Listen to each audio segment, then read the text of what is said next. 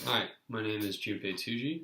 I'm going to be your physical therapist for today, and I want to talk to you about pain. Now, pain is something that I'm pretty sure we're all familiar with, whether it's stubbing your toe or accidentally touching a hot pot. Pain can seem to be a huge nuisance.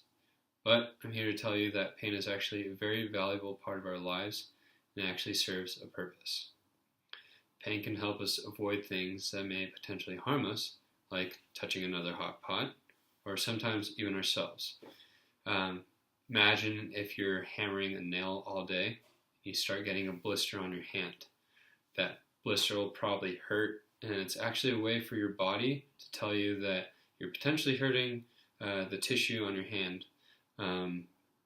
And so, in a way, pain can serve as kind of like a warning system for our body, whereas an early wake-up call that tells us, "Hey, you're starting to hurt. You're starting to hurt a little right now, and if you keep going, you could make that damage worse." So now you might be thinking, all right, that explains things like stubbing my toe, but what about cases where pain sometimes lingers, or even after I've let go of that hot pot or stopped using the hammer, like when I have a constant aching back, or some more complex examples like phantom limb pain. The examples I gave you earlier are a type of pain called acute pain or short-term pain. They usually happen immediately after our tissue is damaged or is in danger of becoming more damaged. Not to say that our tissue is not in danger of becoming more damaged in chronic pain. Things like phantom limb pain or long-lasting pain can get a little bit trickier. To explain chronic pain, we need to first quickly talk about how pain works in our body and brain.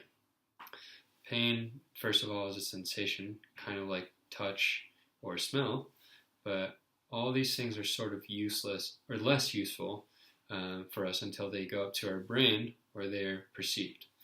This process can be pretty complex, and all sorts of factors can come into play in the process of perceiving pain or any other sensation for that matter. You can think of pain as like your brain reading that text that tells it your body is hurting. All kinds of things can affect perception or that reading process. Things like past experiences, the environment around you, the mood you're in, all affect the way you perceive pain. If you play sports, imagine that you're in an intense game and you get a scrape on your knee. You probably won't even notice or feel it until the end of the game because you're so focused on the game or something else.